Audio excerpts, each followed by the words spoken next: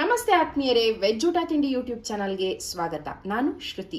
ಇವತ್ತಿನ ಈ ವಿಡಿಯೋನಲ್ಲಿ ಹಳ್ಳಿ ಸ್ಟೈಲ್, ನಾಟಿ ಸ್ಟೈಲ್ ಅಥವಾ ಹಳೆ ಕಾಲದ ಅಡಿಗೆ ಅಂತ ಹೇಳಬಹುದು, ರುಚಿಯಾದಂತಹ ಆರೋಗ್ಯಪೂರ್ಣವಾದಂತಹ ಮೊಳಕೆ ಕಟ್ಟಿದ ಹುರುಳಿಕಾಳಿನ ಸಾರು ಮತ್ತೆ ಮೊಳಕೆ ಕಟ್ಟಿದ ಹುರುಳಿಕಾಳಿನ ಪಲ್ಯನ ಹೇಗೆ ಮಾಡೋದು ಅಂತ ನೋಡೋಣ. ಹಾಗೆ ಹೊಸದಾಗಿ ಅಡಿಗೆ ಕಲಿತಾ ಇರೋರಿಗೆ ಹೆಲ್ಪ್ ಆಗಲಿ ಅಂತ ಕಾಳನ್ನ ಮೊಳಕೆ ಕಟ್ಟೋದು ಹೇಗೆ ಅಂತ ಕೂಡ ಒಂದು ಚಿಕ್ಕ ವಿಡಿಯೋನ ಇದರಲ್ಲೇ ಇನ್ಕ್ಲೂಡ್ ಮಾಡಿದ್ದೀನಿ. ಬನ್ನಿ ನಾವು ಇವತ್ತಿನ ವಿಡಿಯೋನ ಸ್ಟಾರ್ಟ್ ಮಾಡೋಣ. ನಾನು ಒಣ ಹುರುಳಿಕಾಳನ್ನ ತಗೊಂಡಿದ್ದೀನಿ. ಸುಮಾರಾಗಿ ಒಂದು 150ರಿಂದ 200 ಗ್ರಾಮ್ನಷ್ಟು ಹುರುಳಿಕಾಳು ಇರಬಹುದು. ಇದನ್ನ ನಾವು ಮೊಳಕೆ ಕಟ್ಟೋದು ಹೇಗೆ ಅಂತ ನೋಡೋಣ. ಸಾಮಾನ್ಯ ಇದೆಲ್ರಿಗೂ ಗೊತ್ತಿರುತ್ತೆ, ಆದ್ರೂ ಒಂದ್ಸರಿ ಹೊಸದಾಗಿ ಅಡಿಗೆ ಕಲಿಯೋರ್ಗೆ ಅನುಕೂಲ ಆಗ್ಲಿ ಅಂತ ಈ ವಿಡಿಯೋನಲ್ಲಿ ತೋರಿಸ್ತಾ ಇದ್ದೀನಿ. 1 ಕಪ್ನಷ್ಟು ಅಂದ್ರೆ 150ರಿಂದ 200 ಗ್ರಾಮ್ಗಳಷ್ಟು ಒಣ ಹುರುಳಿಕಾಳನ್ನ ತಗೊಂಡಿದ್ದೀನಿ. ಇದನ್ನ ನೀರ್ ಹಾಕಿ ಈ ರೀತಿ ಚೆನ್ನಾಗಿ ಉಜ್ಜಿ 2ರಿಂದ 3 ಬಾರಿ ನಾವು ಕಾಳನ್ನ ತೊಳೆದುಕೊಳ್ಬೇಕು. ಯಾಕೆಂದ್ರೆ ಈ ಕಾಳಿನಲ್ಲಿ ಪ್ರಿಸರ್ವೇಟಿವ್ಸ್ ಅಥವಾ ಮಣ್ಣಿನ ಹೆಂಟೆಗಳು ಅದೆಲ್ಲ ಇರೋದ್ರಿಂದ 2 ಸಾರಿ ನೀಟಾಗಿ ಈ ಹುರುಳಿಕಾಳನ್ನ ನಾವು ತೊಳ್ಕೊಳ್ಬೇಕು. ಅಕಸ್ಮಾತ್ ನೀವು ಕ್ಲೀನ್ಡ್ ಹುರುಳಿಕಾಳನ್ನ ತಗೊಂಡಿದ್ರೆ ಈ ರೀತಿ ತೊಳೆದ್ರೆ ಸಾಕು.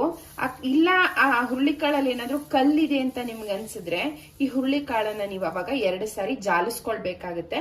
ಜಾಲಿಸಿದಾಗ ಅದರಲ್ಲಿರುವಂತಹ ಕಲ್ಗಳನ್ನ ನಾವು ತೆಗಿಬಹುದು. ನಾನಿವತ್ತು ತಗೊಂಡಿರೋದು ಕ್ಲೀನ್ಡ್ ಕಾಳಾಗಿರೋದ್ರಿಂದ ಇದರಲ್ಲಿ ಯಾವುದೇ ರೀತಿಯಾದಂತಹ ಕಲ್ಲುಗಳಿಲ್ಲ. ಹಾಗಾಗಿ ನಾನು ಬರೀ ತೊಳಿತಾ ಇದ್ದೀನಿ ಅಷ್ಟೇ. ಈಗ 2 ಸಾರಿ ತೊಳೆದು ಈ ನೀರನ್ನ ಚೆಲ್ಲಿ ಮತ್ತೆ ಫ್ರೆಶ್ ನೀರನ್ನ ಸೇರಿಸ್ಕೊಳ್ಳೋಣ. ಇದೀಗ ಕಾಳನ್ನ 2 ಸಾರಿ ನೀಟಾಗಿ ತೊಳೆದುಕೊಂಡಿದೀವಿ. ಇದಕ್ಕೆ ಮುಳುಗುವಷ್ಟು ನೀರನ್ನ ನಾವು ಸೇರಿಸಿಟ್ಕೊಳ್ಳೋಣ. ಸುಮಾರು 1ಕ್ಕೆ 2.5 ಪಟ್ಟಷ್ಟು ನೀರನ್ನ ಹಾಕಿ ನೆನಿಲಿಕ್ಕೆ ಇಟ್ಟಿದ್ದೀನಿ. ಇದು 6ರಿಂದ 8 ಗಂಟೆಗಳ ಕಾಲ ನೆಂದ್ರೆ ಕಾಳು ಸಾಫ್ಟ್ ಆಗುತ್ತೆ. ಆಮೇಲೆ ನಾವು ಇದನ್ನ ಒಂದು ಬಟ್ಟೆನಲ್ಲಿ ಮೊಳಕೆ ಕಟ್ಟಲಿಕ್ಕೆ ಇಡಬಹುದು. ಈಗ ಈ ಕಾಳನ್ನ ನೆನೆಲಿಕ್ಕೆ ಬಿಡೋಣ. ಕಾಳನ್ನ ನಾವು ನೀರಿನಲ್ಲಿ ನೆನೆ ಹಾಕಿ ಈಗ ಸುಮಾರು 8 ಗಂಟೆಗಳ ಕಾಲ ಕಳೆದಿದೆ. ಅಂದ್ರೆ ನಾನು ಬೆಳಗ್ಗೆ ಈ ಕಾಳನ್ನ 2-3 ಬಾರಿ ನೀರಿನಲ್ಲಿ ಚೆನ್ನಾಗಿ ತೊಳೆದು ನೆನೆಸಿಟ್ಟಿದ್ದೆ. ಈಗ ಒಂದ್ ಸ್ವಲ್ಪ ಪೊರೆ ಬಂದ ಹಾಗಾಗಿದೆ, ಮೇಲೆ ನೀವು ನೋಡಬಹುದು. ಮತ್ತೆ ಒಂಥರ ಲೈಟ್ ಆಗಿ ಅದು ಸ್ಮೆಲ್ ತರ ಬಂದ ಹಾಗಾಗಿರುತ್ತೆ ಈ ಉದ್ದಿನ ಕಾಳು, ಹುರುಳಿಕಾಳು ಇದನ್ನೆಲ್ಲ ನೆನೆಸಿದಾಗ. ಹಾಗಾಗಿ ಏನ್ ಮಾಡ್ಬೇಕು ಅಂತಂದ್ರೆ ಇದನ್ನ ಬಟ್ಟೆನಲ್ಲಿ ಕಟ್ಲಿಕ್ಕಿಂತ ಮುಂಚೆ ಇನ್ನೊಂದು ಸಾರಿ ಶುದ್ಧ ನೀರಿನಿಂದ ಇದನ್ನ ಮತ್ತೆ ನಾನು ತೊಳೆದ್ ಬಿಡ್ತೀನಿ. ಅವಾಗ ಆ ಕೆಂಪು ಬಣ್ಣ ಆಗ್ಲಿ ಅಥವಾ ಅದೊಂಥರ ಹಸಿ ವಾಸನೆ ಆಗ್ಲಿ ಬರಲ್ಲ. ಕಾಳು ತುಂಬಾ ಚೆನ್ನಾಗಿ ಮೊಳಕೆ ಬರುತ್ತೆ ಅನ್ನೋ ದೃಷ್ಟಿಯಿಂದ ಈ ನೀರನ್ನ ಚೆಲ್ಲಿ ಫ್ರೆಶ್ ವಾಟರ್ ಅಲ್ಲಿ ಇನ್ನೊಂದ್ಸರಿ ತೊಳೆದ್ ಬಿಡ್ತೀನಿ. ಈಗ ತೊಳೆದ ನಂತರ ನೀರನ್ನ ಬಸ್ತು ಬರೀ ಕಾಳುಗಳನ್ನ ಈ ರೀತಿಯಾದಂತಹ ಶುದ್ಧವಾದ ಒಂದು ಬಿಳಿಯ ಬಟ್ಟೆ ಮೇಲೆ ನಾನು ಹಾಕೊಳ್ತಾ ಇದ್ದೀನಿ.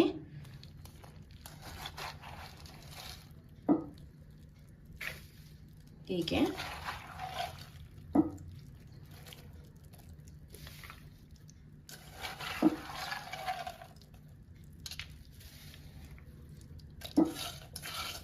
ಒಣ ಕಾಳುಗಳಿದ್ದಾಗ 1 ಕಪ್ ಕಾಳು ಅಂತ ಅನ್ಸುತ್ತೆ. ಆದ್ರೆ ನಾವು ನೀರಿನಲ್ಲಿ ನೆನೆಸಿ ಆ ಕಾಳು ನೀರನ್ನೆಲ್ಲ ಹೀರಿದ್ಮೇಲೆ ಕಾಳು ದಪ್ಪ ಆಗುತ್ತೆ. ಹಾಗಾಗಿ 1 ಬಟ್ಲು ಇದ್ದಿದ್ದು ಆಲ್ಮೋಸ್ಟ್ ಈಗ 3 ಬಟ್ಲಷ್ಟು ಕ್ವಾಂಟಿಟಿ ಆಗಿದೆ ಕಾಳು. ನಾನು ಇವತ್ತು ತೋರಿಸ್ತಾ ಇರುವಂತಹ ಕ್ವಾಂಟಿಟಿನಲ್ಲಿ ಪಲ್ಯ ಮತ್ತೆ ಸಾರು 2 ಮಾಡ್ಲಿಕ್ಕೆ ಸುಮಾರು 4ರಿಂದ 5 ಜನಕ್ಕೆ ಇದು ಸರಿ ಹೋಗುತ್ತೆ ಕ್ವಾಂಟಿಟಿ. ಈಗ ಈ ಬಟ್ಟೆಯನ್ನ ನೀಟಾಗಿ 1 ಗಂಟೆ ಕಟ್ಟಿ ಇಟ್ಬಿಟ್ರೆ ಆಯ್ತು. ನಾನು ಆಗ್ಲೇ ಹೇಳ್ದ ಹಾಗೆ ನಾನು ಬೆಳಗ್ಗೆ ಕಾಳನ್ನ ತೊಳೆದು ನೆನೆ ಹಾಕಿದ್ದೆ. ರಾತ್ರಿ ಈಗ ಈ ಬಟ್ಟೆನ ಮೊಳಕೆ ಬರ್ಲಿಕ್ಕೆ ಕಾಳು ಅಂತ ಗಂಟು ಕಟ್ಟಿಡ್ತಾ ಇದ್ದೀನಿ. ನಾಳೆ ಬೆಳಗ್ಗೆ ಹೊತ್ತಿಗೆ ಒಳ್ಳೆ ಮೊಳಕೆ ಬಂದಿರುತ್ತೆ. ನಾಳೆ ಬೆಳಗ್ಗೆ ಇದರಲ್ಲಿ ಸಾರು ಮತ್ತೆ ಪಲ್ಯನ ಮಾಡಬಹುದು. ಸೊ ಈ ತರ ಮಾಡಿದಾಗ ಫ್ರೆಶ್ ಆಗಿ ಮೊಳಕೆ ಕಟ್ಟಿ ನಾವು ಫ್ರೆಶ್ ಆಗಿ ಮಾಡ್ಕೊಂಡಾಗ ಆರೋಗ್ಯಕ್ಕೂ ಒಳ್ಳೇದು ಮತ್ತೆ ರುಚಿನೂ ಚೆನ್ನಾಗಿರುತ್ತೆ, ಶುಚಿಯಾಗೂ ಇರುತ್ತೆ. ನೋಡಿ, ಬಟ್ಟೆನ ನೀಟಾಗಿ ಸುತ್ತಬಿಟ್ಟು ಈ ರೀತಿಯಾಗಿ 1 ಗಂಟು ಕಟ್ಬಿಟ್ರೆ ಆಯ್ತು. ಇಷ್ಟೇ ಪ್ರೊಸೀಜರು. ಈಗ ನಾನು ಇದನ್ನ ಒಂದು ಪಾತ್ರೆ ಒಳಗೆ ಈ ರೀತಿ ಇಟ್ಬಿಡ್ತೀನಿ. ಹೀಗೆ ಬೇಕು ಅಂದ್ರೆ ಇದ್ರ ಮೇಲೆ ಒಂದು ಪ್ಲೇಟನ್ನ ಹೀಗೆ ಮುಚ್ಚಿಬಿಟ್ರೆ ಆಯ್ತು. ನಾಳೆ ಬೆಳಗ್ಗೆ ಹೊತ್ತಿಗೆ ಇದು ಒಳ್ಳೆ ಮೊಳಕೆ ಬಂದಿರುತ್ತೆ. ಹೇಗೆ ಬರುತ್ತೆ ಅಂತ ನೋಡೋಣ. ಇದೀಗ ಓವರ್ ನೈಟು ಈ ಕಾಳನ್ನ ನಾವು ಮೊಳಕೆ ಕಟ್ಟಿ ಇಟ್ಟಿದ್ವಿ. ಈಗ ಹೇಗೆ ಬಂದಿದೆ ಅಂತ ನೋಡೋಣ.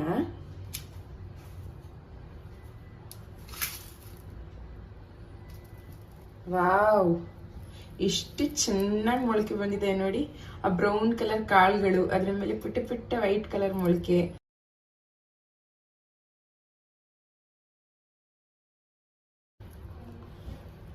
ಎಷ್ಟು ಚೆನ್ನಾಗಿ ಮೊಳಕೆ ಬಂದಿದೆ ನೋಡಿ. ಹುರುಳಿಕಾಳು ಫ್ರೆಶ್ ಆಗಿದೆ, ಕಾಳು ತುಂಬಾ ಚೆನ್ನಾಗಿದೆ. ಈಗ ನಾವಿದನ್ನ ಕುಕ್ಕರ್ನಲ್ಲಿ 1 ಅಥವಾ 2 ವಿಷಲ್ಗಳವರೆಗೆ ಬೇಯಿಸ್ಕೊಂಡ್ರೆ ಸಾಕು. ಕಾಳು ಆಲ್ರೆಡಿ ನೆನೆಸಿ ಮೊಳಕೆ ಬಂದಿರೋದ್ರಿಂದ ಹೆಚ್ಚು ಬೇಯಿಸ್ಲಿಕ್ಕೆ ಹೋಗ್ಬಾರ್ದು, ಪೇಸ್ಟ್ ಆಗಿಬಿಡುತ್ತೆ. ಹಾಗಾಗಿ 1 ಅಥವಾ 2 ವಿಷಲ್ವರೆಗೆ ಇದನ್ನ ನಾವು ಕುಕ್ಕರ್ನಲ್ಲಿ ಬೇಯಿಸ್ಕೊಳ್ಳೋಣ.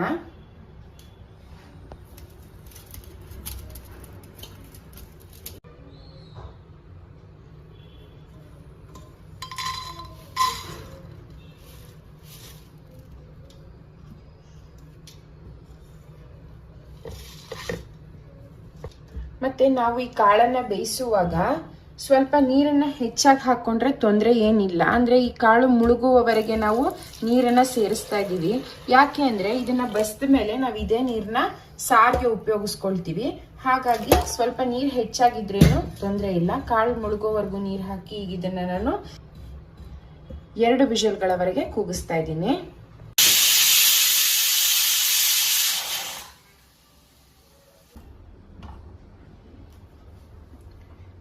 ಈಗಾಗಲೇ ಕುಕ್ಕರು ಕೂಲ್ ಆಗಿದೆ. ಸೊ ನಾವೀಗ ಇದನ್ನ ಓಪನ್ ಮಾಡಿಕೊಂಡು ಈ ಕಾಳು ಬೆಂದಿರುವಂತಹ ಕಟ್ಟಿದೆಯಲ್ಲ, ಅಂದ್ರೆ ಈ ನೀರಿದೆಯಲ್ಲ, ಅದನ್ನ ನಾವು ಬೇರೆ ಒಂದು ಮಡಿಕೆಗೆ ಟ್ರಾನ್ಸ್ಫರ್ ಮಾಡ್ಕೊಳ್ತಾ ಇದ್ದೀವಿ. ನಾನು ಕಾಳನ್ನ ಸೇರಿಸ್ತಾ ಇಲ್ಲ, ಕೇವಲ ನೀರನ್ನ ಮಾತ್ರ ಈ ಪಾತ್ರೆಗೆ ಹೀಗೆ ತೆಗೆದುಕೊಳ್ತಾ ಇದ್ದೀನಿ. ನೀವು ಈ ತರ ಪ್ರಾಕ್ಟೀಸ್ ಇದ್ರೆ ಬೇಕಾದ್ರೆ ಡೈರೆಕ್ಟ್ ಆಗಿ ಬೇಕಾದ್ರೂ ಈ ರೀತಿ ಬಸಿಬಹುದು. ಇಲ್ಲ ಅಂದ್ರೆ ಒಂದು ಪ್ಲೇಟು ಅಥವಾ ಒಂದು ಜಾಲರಿ ಇಟ್ಕೊಂಡು ನೀಟಾಗಿ ಈ ರೀತಿ ಬಸ್ಕೊಂಡ್ರೆ ಆಯ್ತು.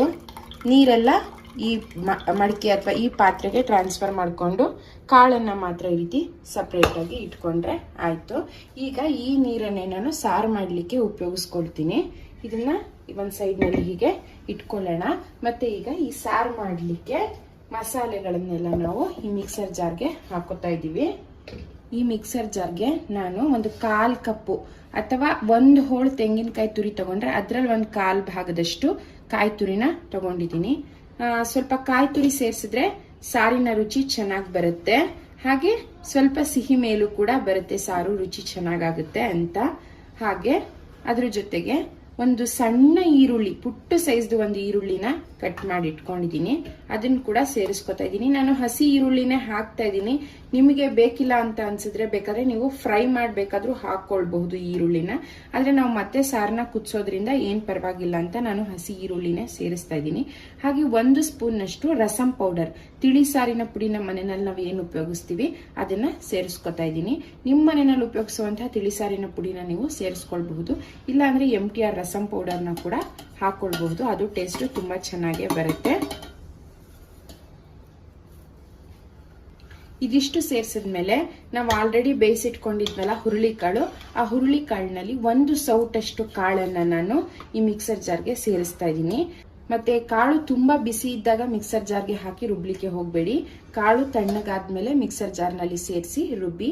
ನಾನು ಯಾಕೆ 1 ಸೌಟ್ನಷ್ಟು ಈ ಕಾಳನ್ನ ಈ ಸಾರಿಗೆ ಸೇರಿಸ್ತಾ ಇದ್ದೀನಿ ಅಂತಂದ್ರೆ ರುಬ್ಲಿಕ್ಕೆ ಸ್ವಲ್ಪ ಥಿಕ್ನೆಸ್ ಚೆನ್ನಾಗಿ ಬರುತ್ತೆ ಸಾರಿಂದು, ಮೊದಲನೇ ಅಂಶ. ಎರಡನೇದು ರುಚಿ ಕೂಡ ಚೆನ್ನಾಗಾಗುತ್ತೆ. ಹುರುಳಿಕಾಳು ಸಾರು ಅಂದಮೇಲೆ ಎಷ್ಟೇ ಕಟ್ಟನ್ನ ನಾವು ಸೇರಿಸಿದ್ರು ಕಾಳು ಕೂಡ ಇರಬೇಕು. ಹಾಗಾಗಿ 1 ರಿಂದ 1.5 ಸೌಟಷ್ಟು ಕಾಳು ಹಾಕೊಂಡ್ರೆ ಸಾಕು, ಥಿಕ್ನೆಸ್ ಚೆನ್ನಾಗಿ ಬರುತ್ತೆ. ಹಾಗೆ ಒಂದು ಪುಟ್ಟ ನಿಂಬೆಹಣ್ಣಿನ ಗಾತ್ರದ ಹುಣಸೆ ಹಣ್ಣನ್ನ ನಾನು ನೀರಿನಲ್ಲಿ ನೆನೆಸಿಟ್ಕೊಂಡು ರಸನ ತೆಕ್ಕೊಂಡಿದ್ದೀನಿ. ಆ ರಸನ ಕೂಡ ಇದಕ್ಕೆ ಸೇರಿಸ್ತಾ ಇದ್ದೀನಿ. ನಿಮ್ಗೆ ಎಷ್ಟು ಹುಳಿ ಉಪ್ಪು ಖಾರ ಬೇಕು ಅನ್ಸುತ್ತೆ ಅದಕ್ಕೆ ತಕ್ಕನಂಗೆ ನೀವು ಹುಳಿ ಉಪ್ಪು ಖಾರನ ಸೇರಿಸ್ಕೊಳ್ಬಹುದು. ಆದ್ರೆ ನಾನು ಇವತ್ತು ತಗೊಂಡಿರೋ ಕ್ವಾಂಟಿಟಿಗೆ ಚಿಕ್ಕ ನಿಂಬೆಹಣ್ಣಿನ ಗಾತ್ರದ ಹುಣಸೆ ಹಣ್ಣನ್ನ ನೀರಿನಲ್ಲಿ ನೆನೆಸಿ ಅದರ ರಸನ ತೆಕ್ಕೊಂಡು ಇದಕ್ಕೆ ಸೇರಿಸ್ತಾ ಇದ್ದೀನಿ. ಈಗ ಇದನ್ನ ಮಿಕ್ಸರ್ ನಲ್ಲಿ ನುಣ್ಣಗೆ ಪೇಸ್ಟ್ ಮಾಡ್ಕೊಳ್ಳೋಣ.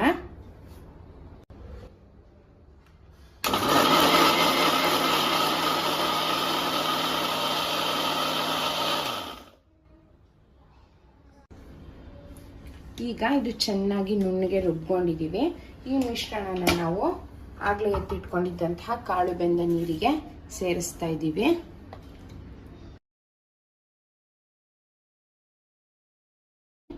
ಈ ಪೇಸ್ಟ್ ತಿಕ್ಕಾಗಿದೆ, ಆದರೆ ಕಾಳು ಬೆಂದಿರೋ ನೀರು ಇರೋದ್ರಿಂದ ಎರಡನ್ನು ಮಿಕ್ಸ್ ಮಾಡಿದ್ರೆ ನಮಗೆ ಸಾರಿನ ಕನ್ಸಿಸ್ಟೆನ್ಸಿ ಕರೆಕ್ಟಾಗಿ ಬರುತ್ತೆ.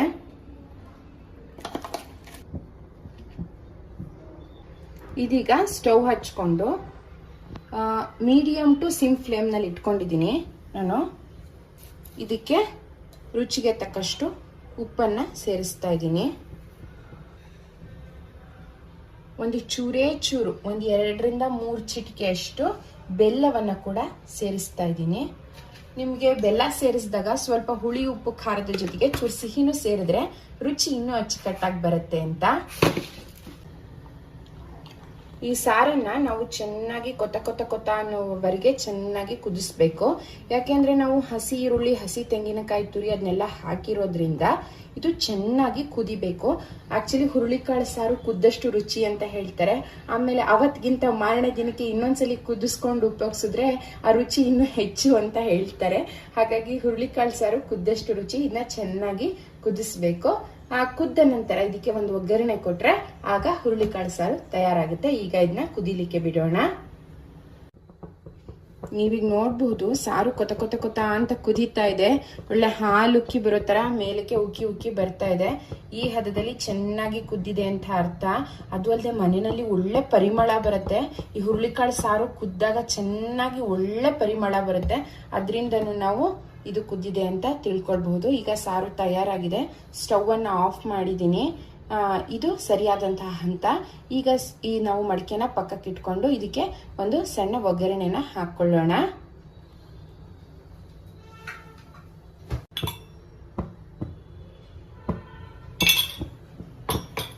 ಒಂದು ಒಗ್ಗರಣೆ ಸೌಟನ್ನ ಇಟ್ಕೊಂಡು ಅದಕ್ಕೆ 1 ಸ್ಪೂನ್ನಷ್ಟು ಕುಕಿಂಗ್ ಆಯಿಲ್ನ ಸೇರಿಸಿದ್ದೀನಿ. ಒಗ್ಗರಣೆನ ನೀವು ಬೇಕಾದ್ರೆ ತುಪ್ಪದಲ್ಲೂ ಹಾಕೊಳ್ಬಹುದು, ಇಲ್ಲ ಎಣ್ಣೆನಲ್ಲೂ ಹಾಕೊಳ್ಬಹುದು. ನಾನು ಕುಕಿಂಗ್ ಆಯಿಲ್ನ ಸೇರಿಸಿದ್ದೀನಿ 1 ಸ್ಪೂನ್ನಷ್ಟು. ಯಾಕಂದ್ರೆ ನಾನು ಊಟಕ್ಕೆ ಬಡಿಸುವಾಗ ತುಪ್ಪ ಬಡಿಸೋದ್ರಿಂದ ಇದಕ್ಕೆ ನಾನು ಒಗ್ಗರಣೆಗೆ ಎಣ್ಣೆನಲ್ಲೇ ಹಾಕ್ತಾ ಇದ್ದೀನಿ. ಇದೀಗ ಎಣ್ಣೆ ಕಾದಿದೆ. ಒಂದು 1/4 ಚಮಚದಷ್ಟು ನಾನು ಸಣ್ಣ ಸಾಸಿವೆನ ಒಗ್ಗರಣೆಗೆ ಹಾಕ್ತಾ ಇದ್ದೀನಿ. ಸಾಸಿವೆ ಸ್ವಲ್ಪ ಸಿಡಿಲಿ. ಸಾಸಿವೆ ಸಿಡಿತಿದ್ದ ಹಾಗೆ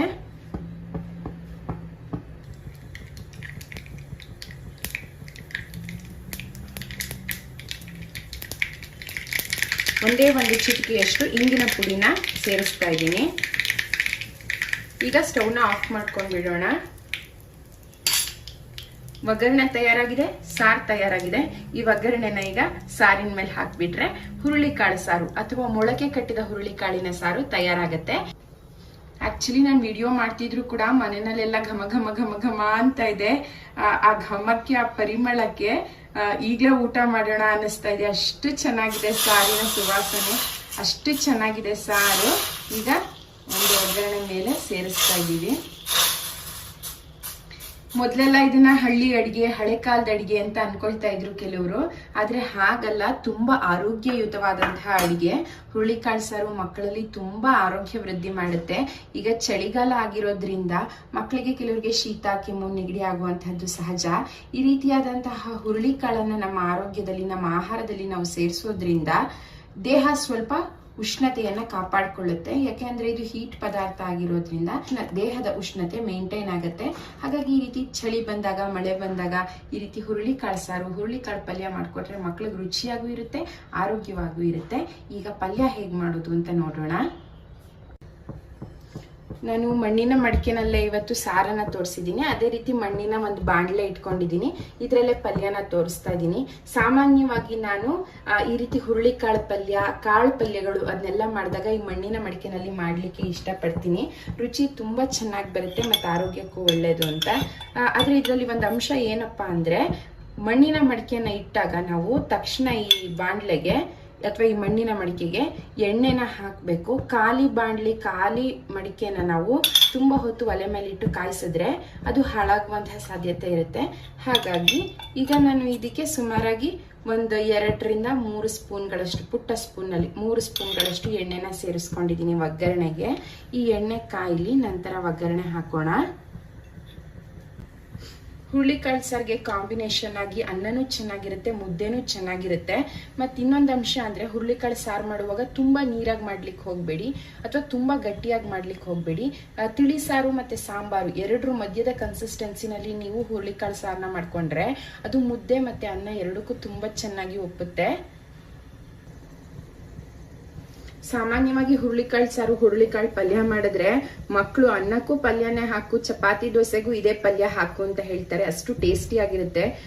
ಈಗ ಎಣ್ಣೆ ಕಾದಿದೆ, ಇದಕ್ಕೆ ನಾವು ಸ್ವಲ್ಪ ಸಾಸಿವೆ, ಇದೀಗ ಸಾಸಿವೆ ಚೀಟಿಗುಟ್ಟಿದೆ, ಇದಕ್ಕೆ ಒಂದು ಅರ್ಧ ಚಮಚದಷ್ಟೇ, ಹೆಚ್ಚಿಗೆ ಇಲ್ಲ, ಅಂದ್ರೆ ಒಂದು 1/4 ಚಮಚದಷ್ಟು ಕಡಲೆಬೇಳೆ, ಒಂದು 1/4 ಚಮಚದಷ್ಟು ಉದ್ದಿನ ಬೇಳೆನ ಸೇರಿಸ್ತಾ ಇದ್ದೀನಿ. ಇದು ಸ್ವಲ್ಪ ಕೆಂಪು ಬಣ್ಣಕ್ಕೆ ತಿರುಗ್ಲಿ.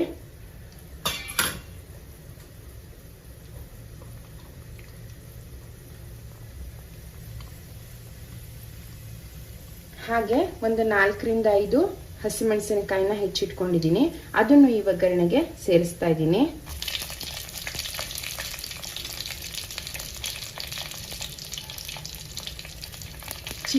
ಚಿಟಿಕು ಅರಿಶಿನ ಸೇರಿಸ್ತಾ ಇದ್ದೀನಿ.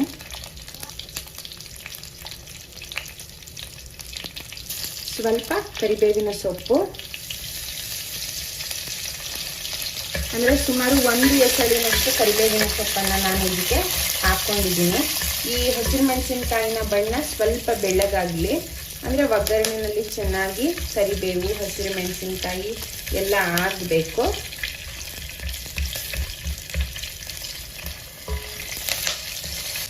ನೀವು ಈ ರೀತಿ ಮಣ್ಣಿನ ಪಾತ್ರೆಗಳಲ್ಲಿ ಅಡುಗೆ ಮಾಡುವಾಗ ಮಣ್ಣಿನ ಪಾತ್ರೆಯಲ್ಲಿ ತುಂಬ ಹೊತ್ತಿನವರೆಗೆ ಹೀಟ್ ಇರುತ್ತೆ.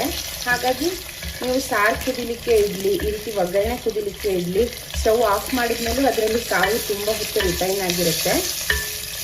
ಸೊ ಸೀದೋಗುವಂಥ ಚಾನ್ಸಸ್ ಇರುತ್ತೆ, ನೋಡಿಕೊಂಡು ಅಡುಗೆ ಮಾಡಿ. ಈಗ ನೀವು ನೋಡಬಹುದು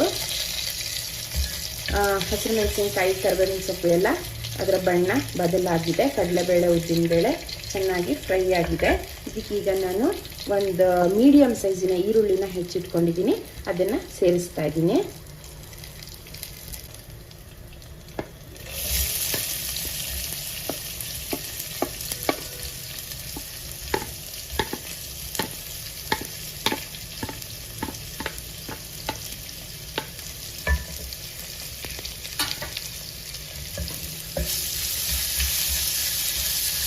ಈ ಈರುಳ್ಳಿನಲ್ಲಿರುವಂತಹ ಹಸಿ ಅಂಶ ಹೋಗೋವರೆಗೆ ಇದನ್ನ ಚೆನ್ನಾಗಿ ಫ್ರೈ ಮಾಡ್ಕೊಳ್ಳೋಣ. ನೀವು ಸಾರು ಮತ್ತು ಪಲ್ಯ ಎರಡನ್ನೂ ಒಟ್ಟಿಗೆ ಮಾಡಬೇಕು ಅಂತೇನಿಲ್ಲ. ಒಂದೊಂದು ದಿನ ಈ ರೀತಿಯಾದಂತಹ ಹುರುಳಿಕಾಳು ಪಲ್ಯನ ಮಾಡಿ ಮಕ್ಕಳಿಗೆ ಸ್ನ್ಯಾಕ್ಸ್ ಬಾಕ್ಸ್ ಹಾಕ್ಕೊಡ್ಬೋದು, ಇಲ್ಲ ಈವ್ನಿಂಗ್ ಸ್ನ್ಯಾಕ್ಸ್ ಆಗಿ ಕೊಡ್ಬಹುದು. ಖಂಡಿತ ತುಂಬ ಇಷ್ಟಪಟ್ಟು ತಿಂತಾರೆ, ಭಾರಿ ರುಚಿಯಾಗಿರುತ್ತೆ. ಈಗ ಈರುಳ್ಳಿನ ಸ್ವಲ್ಪ ಈ ಹಸಿ ಅಂಶ ಹೋಗೋವರೆಗೆ ಚೆನ್ನಾಗಿ ಒಗ್ಗರಣೆಯಲ್ಲಿ ಈ ರೀತಿ ಫ್ರೈ ಮಾಡ್ಕೊಳ್ತಾ ಇದ್ದೀನಿ.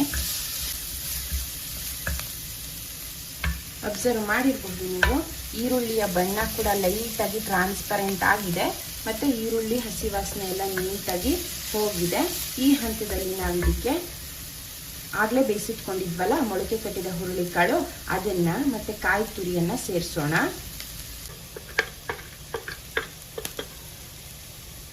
ನೋಡಿ, ಆಗಲೇ ನೀರನ್ನು ಬಸ್ತು ಆ ನೀರಿನಿಂದ ಸಾರ್ಗೆ ಹಾಕೊಂಡಿದ್ವಲ್ಲ, ಆ ಕಾಳು ಉಳಿದಿತ್ತಲ್ಲ, ಆ ಕಾಳನ್ನು ಈಗ ಈ ಒಗ್ಗರಣೆಗೆ ಸೇರಿಸ್ತಾ ಇದ್ದೀನಿ ಪಲ್ಯಕ್ಕೆ. ಹೀಗೆ ಹಾಗೆ ಒಂದು 1/4 ಬಟ್ಲಷ್ಟು ತೆಂಗಿನಕಾಯಿ ತುರಿ, ಹಸಿ ತೆಂಗಿನಕಾಯಿ ತುರಿಯನ್ನು ಕೂಡ ಇದಕ್ಕೆ ಸೇರಿಸ್ಕೊಳ್ತಾ ಇದ್ದೀನಿ. ಈ ಕಾಯಿ ಕೊಬ್ಬರಿ ಎಲ್ಲ ಆಹಾರಗಳಲ್ಲಿ ಸೇರಿಸಿದ್ರೆ ದೇಹದಲ್ಲಿ ಜಿಡ್ಡಿನ ಅಂಶ ಕೂಡ ಚೆನ್ನಾಗಿ ಆಗುತ್ತೆ, ರುಚಿ ಕೂಡ ಚೆನ್ನಾಗಿ ಬರುತ್ತೆ. ಈಗ ಇದಕ್ಕೆ ರುಚಿಗೆ ತಕ್ಕಷ್ಟು ಉಪ್ಪನ್ನು ಹಾಕ್ಕೊಳ್ಳೋಣ. ನಾವು ಕಾಳು ಬೇಯಿಸುವಾಗ ಯಾವುದೇ ರೀತಿ ಉಪ್ಪನ್ನು ಸೇರಿಸಿರಲಿಲ್ಲ, ಹಾಗಾಗಿ ಈಗ ಉಪ್ಪನ್ನು ಹಾಕ್ತಾ ಇದ್ದೀನಿ. ರುಚಿಗೆ ತಕ್ಕಷ್ಟು ಉಪ್ಪು.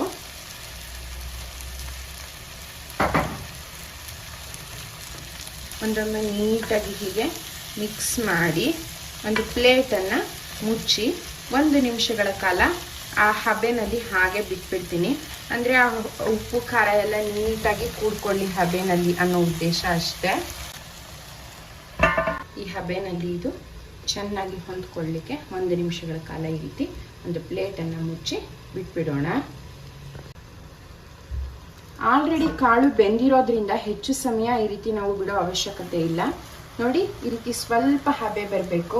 ಆ ಥರ ಒಂದು ಸ್ವಲ್ಪ ಅದು ಚೆನ್ನಾಗಿ ಹೊಂದ್ಕೊಳ್ಳಿ ಅಂತ ಅಷ್ಟೇ ನಾವು ಇದನ್ನು ಮುಚ್ಚಿಟ್ಟಿದ್ದು 1 ನಿಮಿಷಗಳ ಕಾಲದವರೆಗೆ ಅಷ್ಟೇ. ಈಗ ಚೆನ್ನಾಗಿ ಆ ಒಗ್ಗರಣೆಯ ಕಾಳು ಎಲ್ಲ ಒಂದಕ್ಕೊಂದು ನೀಟಾಗಿ ಹೊಂದ್ಕೊಂಡಿದೆ. ಈಗ ನಾವು ಸ್ಟವನ್ನು ಆಫ್ ಮಾಡ್ತಾ ಇದ್ದೀವಿ. ಹಾಗೆ ಸ್ವಲ್ಪ ತಣ್ಣಗಾದ್ಮೇಲೆ 1-2 ನಿಮಿಷ ಬಿಟ್ಟು ಇದಕ್ಕೆ ಒಂದು ಅರ್ಧ ಹೋಳಿನಷ್ಟು ನಿಂಬೆ ಹುಳಿನ ಸೇರಿಸ್ತೀನಿ.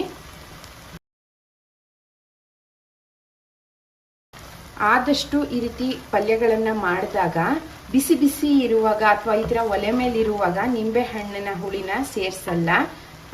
ಇದು ತಣ್ಣಗಾದ್ಮೇಲೆ ಅಥವಾ ಸ್ವಲ್ಪ ಇದನ್ನು ಕೆಳಕ್ಕೆ ಇಟ್ಕೊಂಡ ಮೇಲೆ ಒಂದು 2-5 ನಿಮಿಷಗಳ ಕಾಲ ಬಿಟ್ಟು ಅದು ನಾರ್ಮಲ್ ಟೆಂಪರೇಚರ್ಗೆ ಬರ್ತಿದ್ದ ಹಾಗೆ ಇದಕ್ಕೆ ನಿಂಬೆ ಹುಳಿನ ಸೇರಿಸ್ಕೊಂಡ್ರೆ ಕರೆಕ್ಟ್ ಆಗುತ್ತೆ ರುಚಿ. ಈಗ ಹುರುಳಿಕಾಳು ಒಂದು 5-10 ನಿಮಿಷ ಕಳೆದಿದೆ, ತಣ್ಣಗಾಗಿದೆ. ಆಗಲೇ ಹೇಳಿದ ಹಾಗೆ ನಾನು ಒಂದು ಅರ್ಧ ಹೋಳು ನಿಂಬೆ ಹಣ್ಣನ್ನು ಇದಕ್ಕೆ ಹಿಂಡ್ತಾ ಇದ್ದೀನಿ. ಇದು ಆಪ್ಷನಲ್ಲು, ನಿಮಗೆ ನಿಂಬೆ ಹುಳಿ ಬೇಕು ಅಂದರೆ ಹಾಕ್ಕೊಳ್ಬಹುದು, ಬೇಡ ಅಂತಂದರೆ ನೀವು ಈ ನಿಂಬೆ ಹಣ್ಣಿನ ರಸನ ಸ್ಕಿಪ್ ಮಾಡಬಹುದು. ಇದು ನಿಮ್ಮ ರುಚಿ ಹೇಗೆ ಅನಿಸುತ್ತೆ ಹಾಗೆ. ಆದರೆ ನನಗಂತೂ ನಿಂಬೆ ಹಣ್ಣಿನ ರಸ ಸೇರಿಸಿದ್ರೆ ತುಂಬ ಇಷ್ಟ ಆಗುತ್ತೆ ಟೇಸ್ಟ್, ಹಾಗಾಗಿ ನಾನು ಸೇರಿಸ್ತೀನಿ. ನೀವು ನೋಡ್ಬೋದು ತೆಂಗಿನಕಾಯಿ, ಈರುಳ್ಳಿ, ಕರಿಬೇವಿನ ಸೊಪ್ಪು, ಹಸಿರು ಮೆಣಸಿನಕಾಯಿ, ಆ ಮೊಳಕೆ ಬಂದಿರುವಂತಹ ಕಾಳುಗಳು ಎಲ್ಲ ಎಷ್ಟು ಕಲರ್ಫುಲ್ಲಾಗಿ ಕಾಣ್ತಾ ಇದೆ ಅಂತ ನೋಡಬಹುದು. ಈಗ ಈ ಕಡೆ ಪಲ್ಯ ತಯಾರಾಗಿದೆ, ಈ ಕಡೆ ನಾವಾಗಲೇ ಮಾಡಿಟ್ಟಂತಹ ಹುರುಳಿಕಾಳು ಸಾರು ಕೂಡ ತಯಾರಾಗಿದೆ. ಇದ್ರ ಜೊತೆಗೆ ನಾನಿವತ್ತು ಅನ್ನ ಮಾಡಿದ್ದೀನಿ, ಮುದ್ದೆ ಕೂಡ ಮಾಡ್ಕೊಳ್ಬಹುದು ನಾನು ಆಗಲೇ ಹೇಳಿದ ಹಾಗೆ. ಇದನ್ನೀಗ ಸರ್ವ್ ಮಾಡೋಣ. ನಾನು ಆಗಲೇ ಹೇಳಿದ ಹಾಗೆ ಇದೀಗ ಬಿಸಿ ಬಿಸಿಯಾದಂತಹ ಹುರುಳಿಕಾಳು ಸಾರು, ಪಲ್ಯ, ಅನ್ನ ಎಲ್ಲ ತಯಾರಾಗಿದೆ. ನಾನಿವಾಗ ಸರ್ವ್ ಮಾಡ್ತಾ ಇದ್ದೀನಿ. ಇವತ್ತಿನ ನಮ್ಮ ಈ ರೆಸಿಪಿ ನಿಮಗೆ ಇಷ್ಟ ಆಗಿದೆ ಅಂತ ತಿಳ್ಕೊಳ್ತೀನಿ. ನಿಮಗೆ ಈ ರೆಸಿಪಿ ಇಷ್ಟ ಆಗಿದ್ದಲ್ಲಿ, ಈ ಸಾರು ಪಲ್ಯದ ಲವರ್ಸ್ ನೀವು ಆಗಿದ್ದಲ್ಲಿ ಖಂಡಿತ ಈ ವಿಡಿಯೋನ ಲೈಕ್ ಮಾಡೋದು, ಶೇರ್ ಮಾಡೋದು, ಹಾಗೆ ನಿಮಗೆ ಇಷ್ಟ ಆದರೆ ಏನು ಇಷ್ಟ ಆಯಿತು ಅಥವಾ ಏನು ಇಷ್ಟ ಆಗಲಿಲ್ಲ ಅನ್ನೋದನ್ನ ಕಮೆಂಟ್ ಮಾಡೋದನ್ನು ಮರಿಬೇಡಿ. ಮುಂದಿನ ವಿಡಿಯೋನಲ್ಲಿ ಮತ್ತೆ ಸಿಗೋಣ ಅಂತ ಹೇಳ್ತಾ happy time. Thanks for watching veg ಜೊತೆ ತಿಂಡಿ ಯೂಟ್ಯೂಬ್ ಚಾನಲ್. Stay tuned. ಬಾಯ್.